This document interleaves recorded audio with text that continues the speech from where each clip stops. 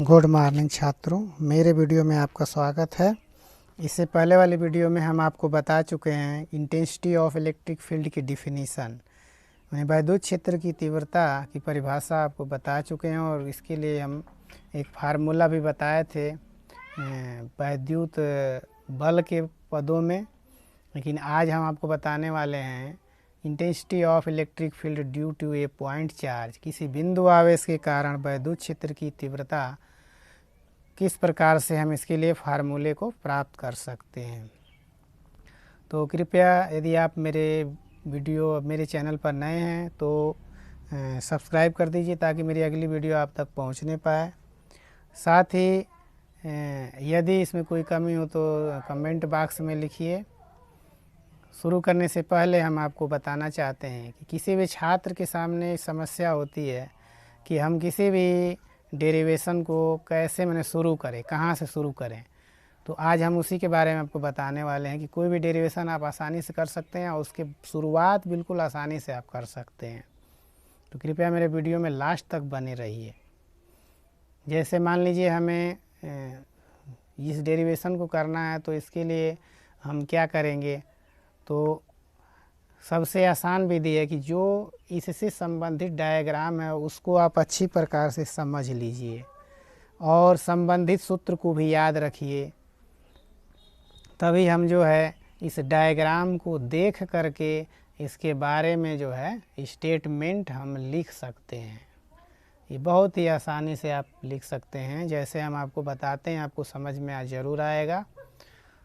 देखिए, जैसे मान लीजिए कि यहाँ पर एक ऐसा परावैद्युत माध्यम है जिसका परावैद्युतांक K है और उसमें हम एक बिंदु आवेश धन Q को रखे हुए हैं और इससे r दूरी पर बिंदु P पर वैद्युत क्षेत्र की तीव्रता ज्ञात करनी है। तो हम इसको किस तरह से इस डायग्राम के द्वारा हम स्टेटमेंट को लिख सकते हैं। जैसे मान लीजिए कि माना Q कूलाम आवेश K परावैद्युतांक वाले माध्यम में बिंदु O पर स्थित है।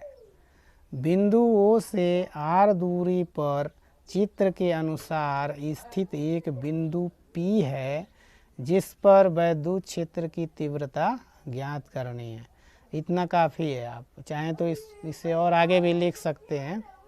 तो जैसे अब आगे के हमको ज्ञात करना है वैद्युत क्षेत्र की तीव्रता, तो हम इसको कैसे ज्ञात कर सकते हैं। तो मान लीजिए जैसे कि हम लोग डिफिनीसन में आपको बताए हैं कि E इक्वल टू जो होता है वो F अपान Q नॉट होता है। F अपान Q या Q नॉट।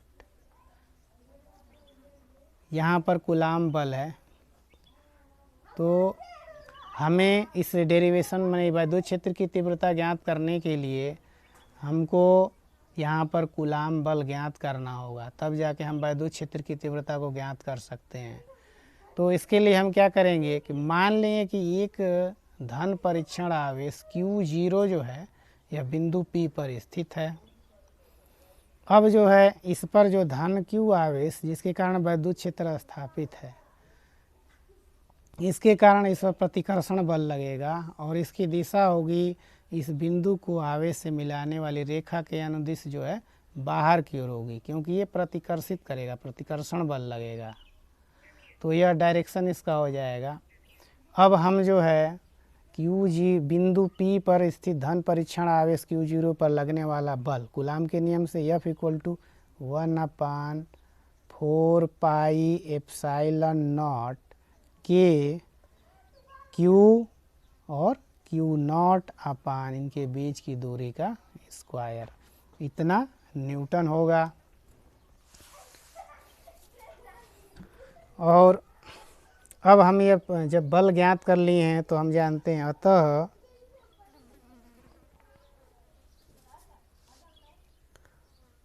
बिंदु P पर वैद्युत क्षेत्र की तीव्रता E equal to F upon Q naught. अब F की वैल्यू यहाँ से इसमें पुट कर देते हैं, तो 1/4 pi epsilon naught K Q naught upon R square और इनटू में है Q नॉट, ये तो क्यू नॉट से क्यू नॉट कैंसिल होगा, इसलिए क्या आएगा ई इक्वल टू आ जाएगा 1/4πε0 के क्यू अपान आर स्क्वायर, और इसका मात्रक हो जाएगा, बल का हो जाता है न्यूटन और आवेश का प्रति ये कूलाम हो जाएगा। तो ये फार्मूला इसका आ गया।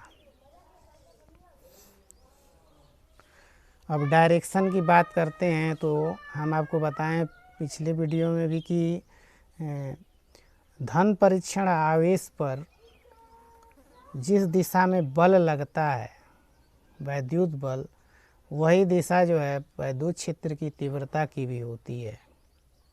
तो यहाँ पर धन परीक्षण आवेश जो क्यू नॉट है, इस पर धन क्यू आवेश के कारण बल जो है ये बाहर की ओर लग रहा है, तो वैद्युत क्षेत्र की दिशा भी जो है इसी डायरेक्शन में होगी।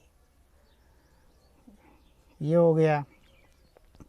इस प्रकार से एक बात और आपको बता दो, यदि यहाँ पर परीक्षण आवेश जो यहाँ पर आवेश है, अगर ये ऋणात्मक आवेश हो, ऋण आवेश हो, तो यहाँ पर कूलाम बल की दिशा जो है आकर्षण हो जाएगी, मतलब इस पर आकर्षण बल लगेगा तो इसकी डायरेक्शन इधर हो जाएगी, और वैद्युत क्षेत्र की दिशा भी जो है इस डायरेक्शन में ही हो जाएगी। तो इस प्रकार से हम जो है वैद्युत क्षेत्र की तीव्रता का जो डायरेक्शन होगा उसको हम ज्ञात कर सकते हैं, और इसको याद रखिए क्योंकि ये अन्य डेरिवेशन में भी बहुत ही महत्वपूर्ण है। डायरेक्शन का बहुत बड़ा महत्व है, याद रखिए।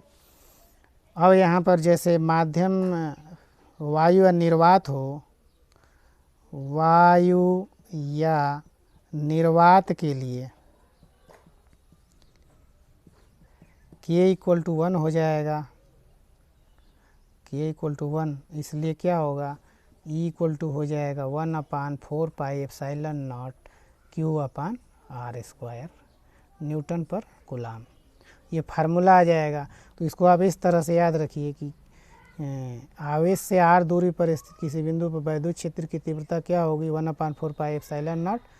जिस आवेश के कारण वैद्युत क्षेत्र स्थापित है वह उसका परिमाण और इस आवेश से उस बिंदु की दूरी का स्क्वायर, ये हो जाएगा इसका सूत्र।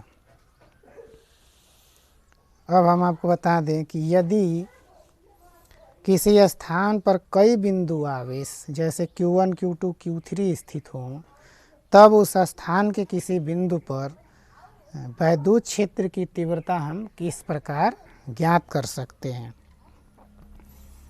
तो किसी आवेश निकाय बिंदु आवेशों का निकाय है, तो उस स्थान के किसी बिंदु पर वैद्युत क्षेत्र की तीव्रता जो है उन बिंदु आवेशों के कारण उत्पन्न अलग अलग तीव्रताओं के सदिश योग के बराबर होता है। जैसे मान लीजिए कि Q1 के कारण वैद्युत क्षेत्र की तीव्रता E1 है, Q2 के कारण E2 है, Q3 के कारण E3 है, तो उस बिंदु पर वैद्युत क्षेत्र की तीव्रता जो होगी इन सभी आवेशों के कारण अलग अलग वैद्युत क्षेत्र की तीव्रताओं के योग के बराबर होती है, और इसको अध्यारोपण का सिद्धांत भी कहते हैं। यानी कि उस बिंदु पर वैद्युत क्षेत्र की तीव्रता E इक्वल टू हो जाएगा vector E1 plus vector E2 plus vector E3। इस तरह से हम ज्ञात कर सकते हैं। तो यदि मेरी वीडियो आपको पसंद आई हो तो लाइक शेयर कीजिए, और इससे आगे के टॉपिक को हम अगले वीडियो में आपको बताएंगे। तब तक के लिए धन्यवाद।